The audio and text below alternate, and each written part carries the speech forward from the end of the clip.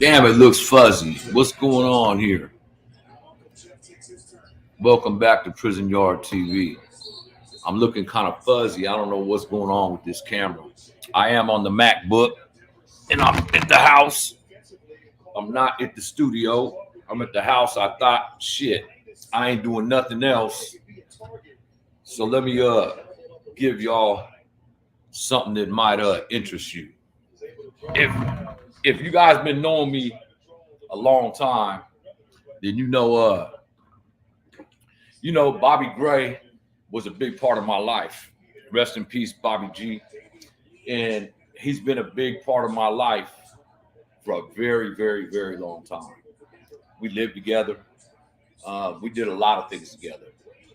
And anyone that knows me from back in the 80s, they know that me and Bobby was really close. We lived together on a few occasions, I think 3 different occasions.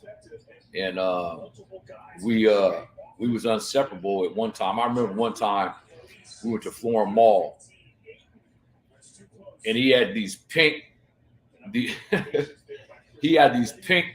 sweatshirts made that had his name on his and my name on mine. On the back it said Drag Brothers. I was like, I'm not wearing that shit. They was pink with black Old English writing on them. But he really prided himself on being a hustler. Bobby was a cold ass hustler from back in the 70s and 80s, man.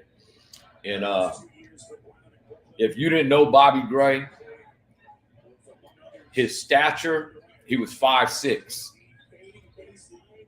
5'5", 5'6". He always says 5'7", but I think Bobby was closer to 5'5" than 5'6" than 5'7". I'm 5'10", and he was down here to me. But what he lacked in height, he had right here. How I met Bob was, I want to say 79.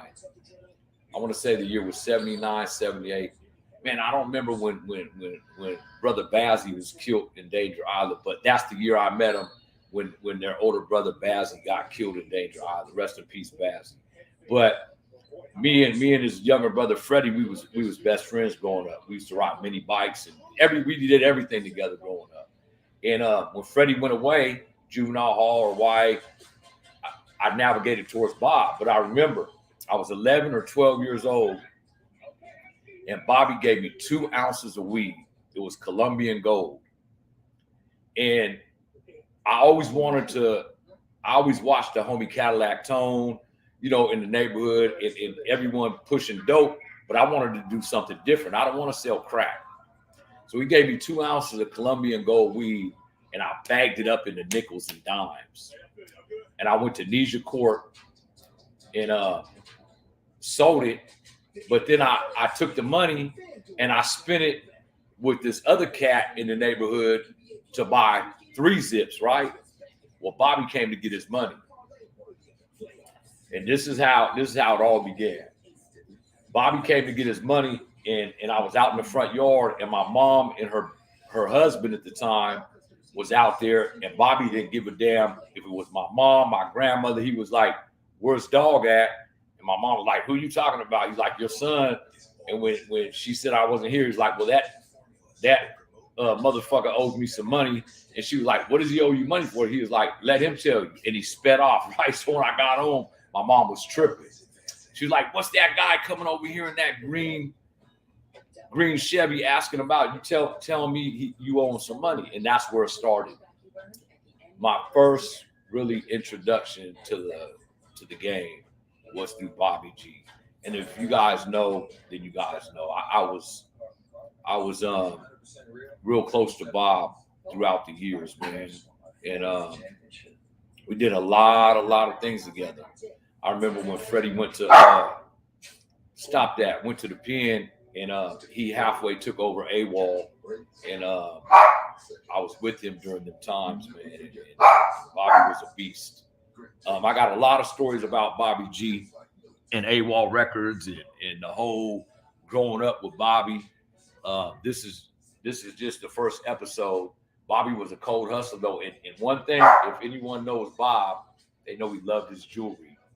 Bobby wore a lot of jewelry, a lot of diamond earrings in one ear. He had like 4 diamond earrings in his left ear, and that for some reason he coerced me into piercing my ear 3 times on this side.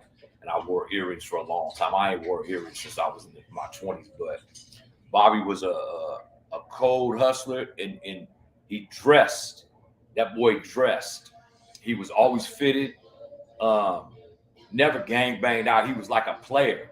He was like a short in stature, but when he walked in the room, he lit up the room. I got some cold stories about Bob, man. Just stay tuned. I got a cold story about the triple homicide in Sacramento, and that'll be coming next. Or maybe I'll wait. No, I'll do that one next, man. Yeah, that's a cold story. He was vindicated for that crime, but he was all over the news for it, and they did catch the guy that did it later. I'll tell the story on my next episode of Bobby G True Stories. So stay tuned. I just want to let you guys know, man, today is Saturday. Have a happy weekend.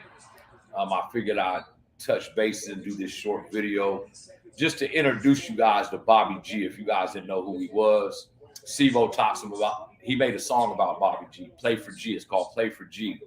Go back. I forgot what album it's on, but he's talking about Bobby.